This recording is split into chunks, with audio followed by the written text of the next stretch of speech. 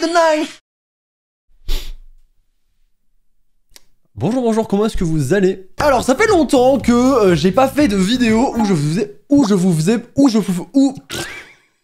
Putain, ça commence bien, frère. Où je vous faisais participer, et justement, aujourd'hui, c'est le concept de la vidéo. Je vous ai demandé sur Twitter et sur Instagram de m'envoyer sur une adresse mail vos anecdotes de Noël, qu'elles soient drôles, qu'elles soient touchantes, qu'elles fassent un petit peu peur. Bref, des choses autour de Noël que vous avez vécu et que vous aimeriez qu'on partage. Et j'ai reçu beaucoup de mails. D'ailleurs, merci à toutes les personnes qui ont participé et qui ont envoyé une anecdote. Alors, il y en a eu vraiment beaucoup. Je crois qu'on était à plus de 200, 300, 400 mails, un truc comme ça. Je pouvais pas tous vous mettre, évidemment, donc j'en ai sélectionné quelques-unes. Mais je tiens à remercier toutes les personnes qui m'en ont envoyé une, et je voulais aussi remercier également toutes les personnes qui m'ont envoyé plein de messages juste d'amour et de gentillesse, plein de belles choses. Ça m'a vraiment beaucoup touché et je vous remercie, c'était trop mignon de votre part, merci beaucoup. J'ai absolument tout lu, c'était long. Salut vous, moi c'est Jeff McKeegan, toujours rêvé de m'appeler comme ça, ça fait très américain. Et aujourd'hui je vais vous présenter le sponsor du jour, vous le connaissez bien, c'est NordVPN. Je sens les questions arriver. Un VPN, qu'est-ce que c'est? Et je vais y répondre. Le VPN, c'est la chose qui fait le lien entre votre réseau internet et le site sur lequel vous voulez naviguer, ou surfer. C'est Michel de la compta qui m'a dit que surfer c'était un mot à la mode. Le con! Et du coup, NordVPN, en agissant sur votre réseau internet, va vous permettre pas mal de choses. Par exemple, vous êtes fan de manga, comme moi, j'adore Naruto. Et vous voulez accéder au catalogue Netflix japonais. Il y a deux solutions pour ça. La première, aller au Japon. C'est pas très rentable. La deuxième, c'est utiliser NordVPN et faire croire à votre réseau internet que vous êtes au Japon. Ou par exemple, ça m'est déjà arrivé. J'étais aux États-Unis. Je voulais mater Wakanim avec un petit Attaque des Titans. Je pouvais pas. Bloqué. Je pouvais pas dans ce pays. J'ai utilisé NordVPN et j'ai pu faire croire à la connexion internet de l'hôtel que j'étais en France. Et donc là, j'ai pu mater mon Attaque des Titans. Et je suis passé de 7 expressions de visage à 7 expressions de visage. Oui. C'est efficace. Un compte NordVPN, c'est 6 appareils. PC, tablette, téléphone, ce que vous voulez. Et pour un abonnement de 2 ans acheté, il y a 4 mois offerts. C'est satisfait ou remboursé au bout de 30 jours. Comme ça, si ça vous plaît pas, bah écoutez, vous pouvez vous faire rembourser. Et tout ça avec le code SORA, qui est juste ici. Ou alors directement le lien dans la description. Voilà, je vous laisse avec la vidéo. Je vous fais des bisous et à très vite. Salut.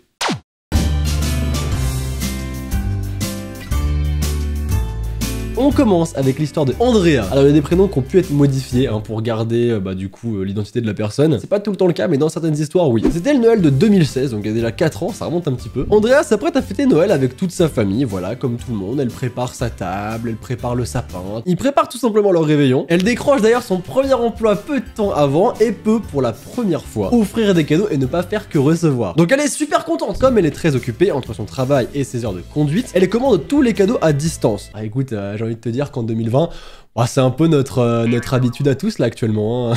Ah, on est un peu dans le même délire. Bref, elle prend un jeu vidéo pour son papa, une manette de console pour sa sœur, un jeu de société pour sa maman, et elle se fait un cadeau à elle-même en commandant des albums de K-pop.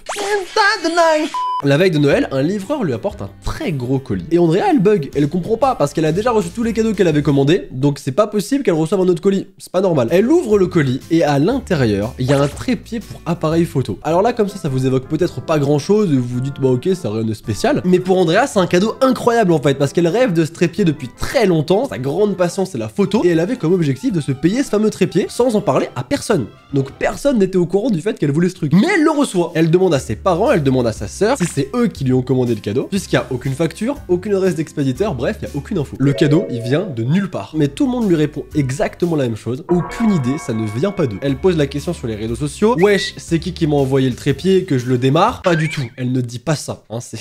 Elle ne dit pas ça. Elle voudrait vraiment en fait remercier la personne qui lui a offert ce cadeau. C'est dingue pour elle, c'est magique. Mais encore une fois, personne ne répond favorablement à sa question. Elle vérifie même que au cas où elle aurait eu un instant d'égarement, ce soit pas elle qui l'ait commandé elle-même, mais qu'elle ait oublié, même si la proba est très faible. Je t'assure que quand moi je commande un manga à 6,50 €, je m'en rappelle tout le mois. Alors un trépied à 80-100 balles, je t'assure que là, je ne l'oublie pas, il y a aucun problème. Mais c'est pas ça non plus. Elle l'a pas acheté. Il se passe 4 ans. Et après ces 4 années, elle quitte la maison de ses parents, elle est devenue maman et elle est en couple. Elle est heureuse, elle utilise toujours ce fameux trépied dont elle ne connaît toujours pas le mystérieux expéditeur et elle ne le connaîtra sûrement jamais.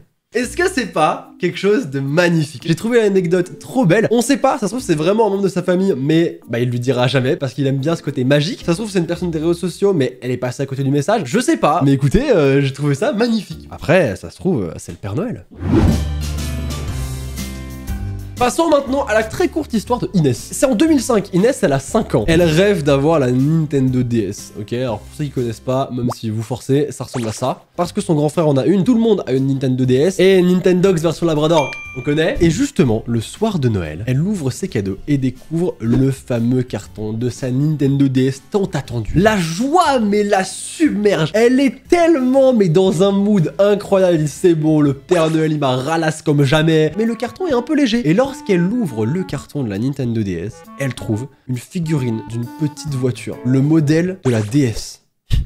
Et ses parents avaient voulu lui faire la blague, sauf qu'Inès ne comprenait même pas le jeu de mots. À 5 ans, qu'est-ce que t'en as à foutre de la DS? Tu sais même pas que ça existe. Après, heureusement, tout est bien qui finit bien. Inès avait quand même une Nintendo DS de prévu pendant la fête, donc elle a eu sa Nintendo DS et les parents ont eu leur blague. Voilà. Écoutez, je trouve ça un peu limite, les parents qui font ça. Est-ce que je serais exactement comme eux?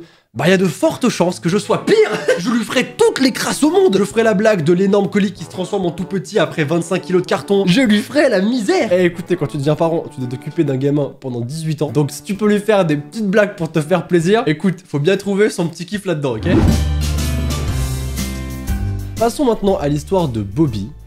Le nom a sûrement été modifié, hein. Je pense que parmi toutes les anecdotes que j'ai reçues, c'est celle qui m'a fait le plus peur. Vraiment, elle m'a donné des frissons. L'histoire arrive donc à Bobby lorsqu'il a 12 ans. Le soir du 24 décembre, il fête Noël avec sa famille. Il ouvre les cadeaux, tout se passe extrêmement bien, ils sont tous contents et ils vont donc se coucher. Pour l'instant, rien à signaler, mais ça va très vite changer. Vers 1h du matin, Bobby se réveille. Il descend pour aller aux toilettes, mais il entend des bruits dans le salon. C'est le Père Noël, il est dans le salon. Donc pour le petit garçon, c'est incroyable. Le Père Noël est dans son salon, il cherche pas un truc bizarre ou quoi. Pour lui, le Père Noël est dans le salon, c'est absolument incroyable. Il va le voir et là le Père Noël se retourne. Le Père Noël ressemble étrangement à son voisin, mais il se pose pas plus de questions. Le Père Noël s'approche donc de lui et sort un couteau recouvert de sang. À ce moment-là, il est tétanisé. Il hurle de toutes ses forces. Le Père Noël, entendant les cris du garçon, prend immédiatement peur et décide de prendre la fuite. Ses parents, qui sont réveillés par le bruit, évidemment descendent à toute vitesse pour retrouver Bobby qui est dans le salon. Il leur explique ce qui vient de se passer et les parents ont évidemment le meilleur réflexe possible. Ils appellent les flics tout de suite. Il n'y a pas de questions à se poser. Ils appellent les flics directement sans se poser de questions. Le Père Noël se fait attraper. C'était bien le voisin et les parents du coup apprennent ce qui s'est passé. Le voisin atteint de la maladie d'Alzheimer était devenu complètement fou et venait d'agresser sa femme au couteau. Ce qui explique évidemment du coup le sang sur la lame. Il a été du coup incarcéré en prison et plus tard à l'hôpital psychiatrique. Bobby a évidemment eu la peur de sa vie en même temps. Je pense qu'on aurait été tous pareils, hein. Moi je sais même pas si j'aurais eu la force d'hurler. Je pense que je me serais évanoui et du coup je serais décédé. Ce serait chiant, hein. Le jour de Noël en plus c'est pas fou. Mais après tout ça, on ne saura jamais pourquoi le voisin s'était déguisé en Père Noël, ni ce qu'il avait l'intention de faire dans la maison de Bobby. Et c'est ça je trouve le plus terrifiant en fait, c'est que puisque le gars a été coupé dans son élan, on ne connaît pas son objectif, on ne sait pas ce qu'il voulait faire. Et entre nous, je pense que la famille, Bobby, les parents, n'importe qui, ils ont pas envie de le savoir. Bref, cette histoire elle fait un peu froid dans le dos. Du coup, on va partir sur une histoire un petit peu plus joyeuse pour revenir juste après sur un truc un peu plus glauque, évidemment. N'hésitez pas, je laisse le mail des anecdotes dans les commentaires. Et si ça vous intéresse qu'on fasse un épisode 2 un jour, eh bien n'hésitez pas et envoyez-moi les anecdotes que vous avez vécues, que ce soit des dingueries, que ce soit des moments drôles, que ce soit des moments juste incompréhensibles. N'hésitez pas, c'est dans la description. Passons à l'histoire de Zoé. Zoé habite au Québec. Et au Québec, il y a une tradition un peu spéciale. Le 1er décembre, les parents achètent des peluches de lutins qu'ils mettent un peu partout dans la maison parmi les décorations de Noël. Alors je connaissais pas du tout cette tradition et je la trouve géniale. Vous allez voir, elle est incroyable. Je veux faire ça à mes enfants, ok? Bref, les enfants construisent des pièges à lutins en y plaçant des friandises presque toutes les nuits qui précèdent le 25 décembre. Les lutins prennent donc miraculeusement vie chaque nuit, mais au lieu de se faire attraper dans les pièges, ils font des mauvais tours et les bonbons disparaissent. Ainsi, tous les matins, les enfants découvrent ce que les lutins ont fait pendant la nuit. Et Zoé va nous donner quelques exemples de ce qu'ils lui ont déjà fait. Ils ont emballé les chaises de la cuisine dans du film plastique, ils ont renversé de la farine sur la table et ils ont fait des anges comme dans la neige, enroulé le sapin dans du papier toilette, ça doit être très drôle, mais très chiant, et installer une tyrolienne entre le haut du sapin et la porte de la cuisine. En fait, c'est les parents, ils se font leur meilleur délire. Je trouve ça incroyable. En vrai, cette tradition, je la trouve folle. J'ai trop envie de le faire. Mais juste pour moi, en fait. Genre, je mets les pièges le soir, je fais les dingueries la nuit, et le matin, je me réveille, je fais waouh, mais qu'est-ce qui s'est passé? Mais le matin du 25 décembre, les lutins sont enfin attrapés dans leur piège, et tous les bonbons réapparaissent dans un sac sous le sapin. Bah, franchement, j'adore. Je trouve ça trop mignon. Je connaissais pas du tout la tradition. Alors, je sais pas si c'est une tradition qui vient du Québec à la base, c'est une tradition que même vous faites. Et justement, je crois avoir vu ça en story sur Insta il y a pas longtemps. Et je comprenais pas le délire en fait. Je voyais des lutins, je voyais des blagues et je comprenais pas. Je me disais mais qu'est-ce qu'ils foutent? Et bah du coup je comprends beaucoup mieux. Passons à l'histoire de Lilou et celle-ci. Elle va beaucoup vous plaire. Elle est horrible.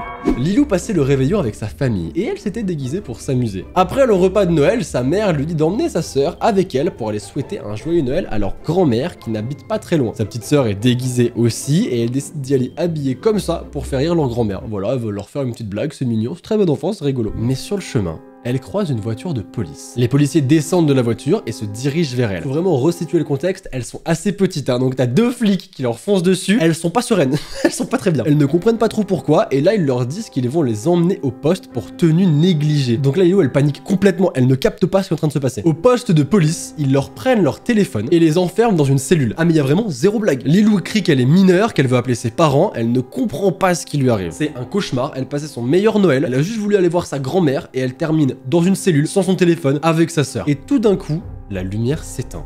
C'est de pire en pire. Plus l'anecdote passe, et plus c'est affreux. Lilou hurle de toutes ses forces. Elle est terrorisée. Et d'un coup, la lumière se rallume. Et là, qu'est-ce qu'elle voit?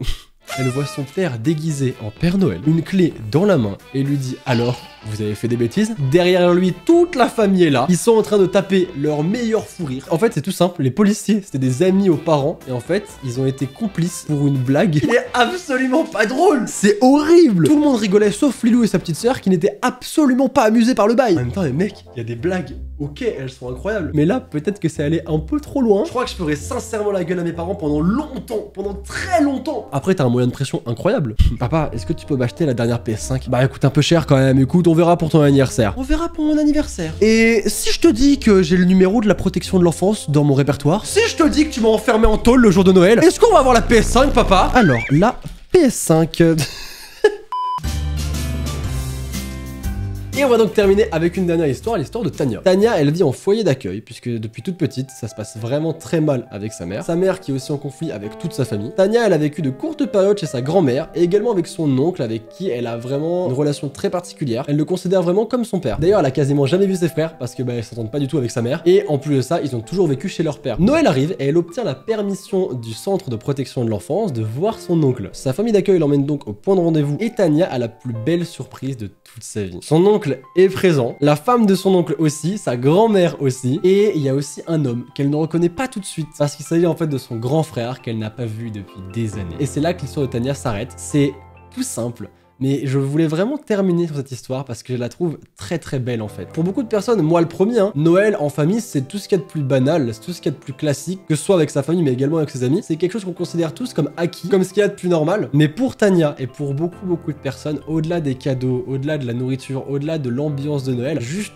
voir sa famille, juste voir ses proches, bah c'était le plus beau cadeau du monde en fait. Et j'ai trouvé ça tellement touchant, tellement magnifique que je voulais terminer là-dessus. Je sais que des fois on est déçu par les cadeaux, je sais que des fois on est déçu par telle chose ou telle chose, mais croyez-moi, on s'en rend pas compte lorsqu'on le vit. Mais lorsqu'on prend un peu de recul, la chose la plus importante dans Noël, c'est vraiment de juste voir les personnes auxquelles on tient le plus, que ce soit amis, famille, petite amie, bref. Profitez surtout du moment que vous pouvez partager avec eux et créez-vous des souvenirs avec les personnes que vous aimez. Et ça fait très niais comme fin de vidéo, j'en suis conscient, ça fait vraiment très niais, mais je trouve ça super important de le dire parce qu'on a tendance à vraiment se fixer, se focaliser sur les choses qui n'ont pas forcément beaucoup d'intérêt, alors que juste à côté, on a les choses qui sont les plus importantes et on les remarque pas forcément. Et je voulais juste mettre ça un petit peu en lumière en fait. Bref, je vais m'arrêter là. J'espère vraiment que vous aurez passé un bon moment en découvrant toutes ces anecdotes, vos anecdotes au final. Moi, j'ai trouvé ça génial de pouvoir découvrir vos histoires. Vraiment, je trouve ça trop cool. Les vidéos où je peux vous faire participer, vous pouvez passer en quelque sorte un peu sur la chaîne. C'est vraiment cool et je trouve qu'on passe vraiment un bon moment. Et il y a eu de tout en fait. On passe par plusieurs émotions et c'est juste trop agréable. Surtout quand on voit que tout se passe très bien. Parce que il y a des histoires, elles auraient pu être très compliquées à finir. Allez, je vous laisse. N'oubliez pas le petit pouce bleu, abonnez-vous à la chaîne, c'est pas encore déjà fait. N'oubliez pas qu'une journée sans rien est une journée perdue, alors souriez. C'était Sora, à très vite. Au revoir tout le monde.